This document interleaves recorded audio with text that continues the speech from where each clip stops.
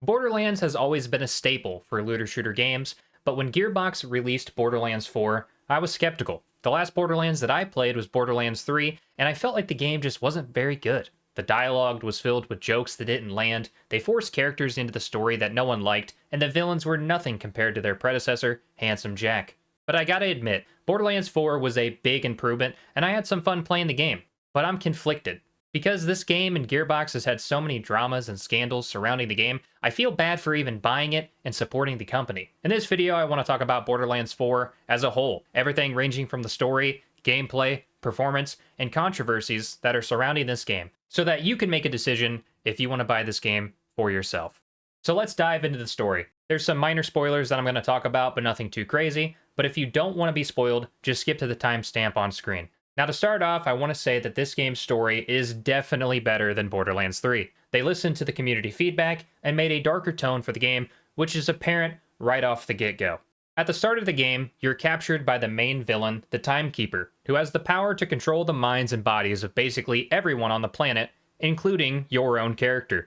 This guy named RJ breaks you out of prison, and just before you both escape, the Timekeeper takes over your body and tries to kill him. After a small struggle, the Timekeeper takes over RJ's body and makes him stab himself in the heart and gets thrown off a cliff. Yeah, I was hooked. And throughout the next 15 to 20 hours of story, you'll meet some new interesting side characters with the return of some of the previous characters from Borderlands games in the past. And what I found impressive is the fact that this story was able to be told in a way that makes you feel like you didn't need to play the other games to understand what was going on in this story. It definitely helps, and fans from the franchise will be able to make connections to the previous games before new fans will, but I feel that a new player that's never played a Borderlands game before could enjoy this story just as much as a long-lasting fan. And to avoid any major spoilers and going too deep into the narrative, I'm going to move on to the performance. But the last thing I want to say about the story is that for someone who was so critical of the game going into it like myself, I have to admit I was thoroughly impressed by the Borderlands 4 story, and it is by far the strongest part of this game.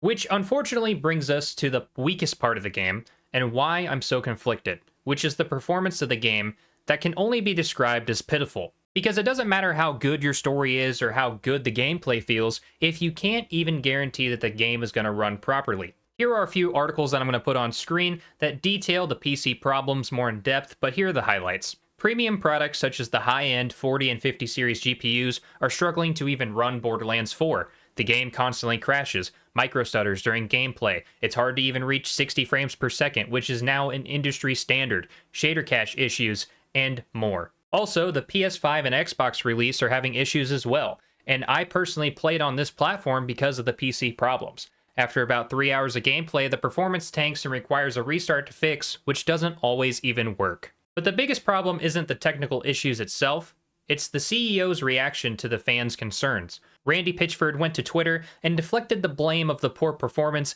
and went as far as even to blame you and your setup for not being able to handle Borderlands 4. And your expectations are unrealistic. This is the same guy who stated that only real Borderlands fans would be able to find a way to spend up to $80 for their game. This situation came to light when fans realized that this game was also going to be launched on the Switch 2, where their games are priced at $80, which is higher than the current industry standard of $60 to $70 for AAA games.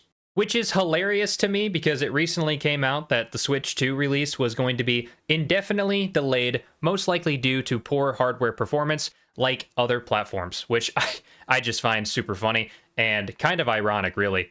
But to the company's defense, Randy Pitchford does not represent every single developer, and there have been some patches that have come out to help some of these issues, but first impressions are everything. The game launched at an unplayable state for thousands of people, and when you spend a premium price for a premium product, that shit better work. And if you negatively review the game based on its performance, that's totally valid, and I 100% agree with you. And this behavior from the CEO is what makes me, and probably a lot of you, regret even supporting the game, which is why I'm so frustrated and conflicted. It's a decent game, probably one of the best looter shooters on the market right now, but I do not want to support companies that ship games in this state and treat fans in this way. But that's enough about the performance, let's talk about the gameplay and the endgame. By far, the best part about this game is the gunplay. Gunplay feels smooth, most of the guns feel pretty unique, and the loot is actually interesting. There is a rush of dopamine that you get when you're like level 18 and a legendary drops from a boss that I really haven't felt in a while. And it's a nice thing that these interesting high-end loot drop periodically throughout your leveling experience, so that way you can get some of the best and interesting guns early in your playthrough. You don't have to get through 100 hours of endgame to be able to get the most interesting loot in this game, which is why I feel it's one of the best parts about Borderlands 4. The characters also feel pretty unique, and all of them are viable options. I feel like a lot of games, there's like always that one or two meta level picks, but I feel like all of these guys can really just stand on their own. During my main playthrough, I played as Rafa, and I found that his style was the most enjoyable for me personally, but my friend was able to play on Amon, the Viking dude, I'm pretty sure his name is, and he had a lot of fun playing with a whip build and having like 3 or 4 axes following him around at all times. I have tried most of the characters a little bit on the side, and most of them feel pretty good to play, but starting a new character doesn't feel great at all.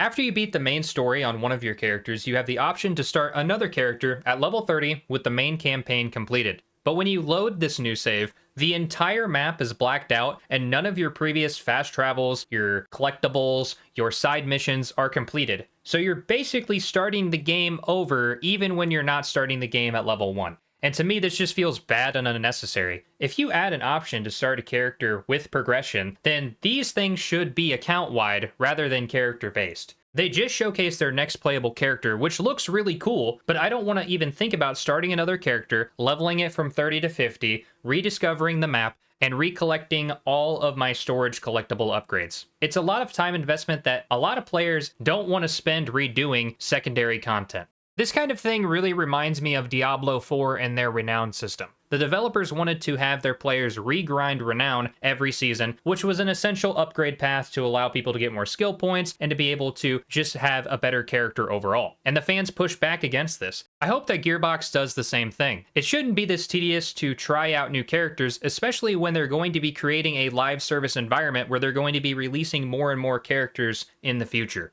Another thing that really concerns me is what the loot for Borderlands 4 is going to look like in the future, because when I was playing, I had a gun drop for me that wouldn't allow me to equip it because I didn't own a specific DLC. Mind you, I played this within the first week of the game's release, and to my knowledge, there were no DLCs even released at this time. And you can make the argument that this was a bug, or this wasn't supposed to happen, but the fact that this is coded into the game concerns me. Let's say that a new player gets into the game 2 years from now.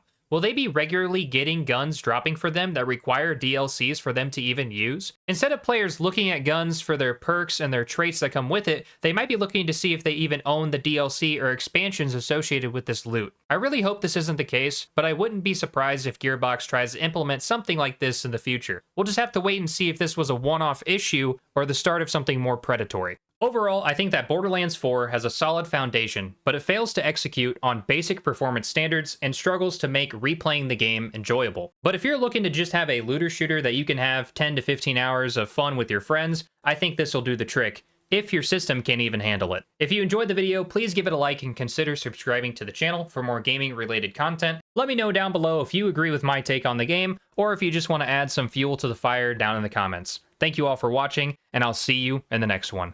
Peace!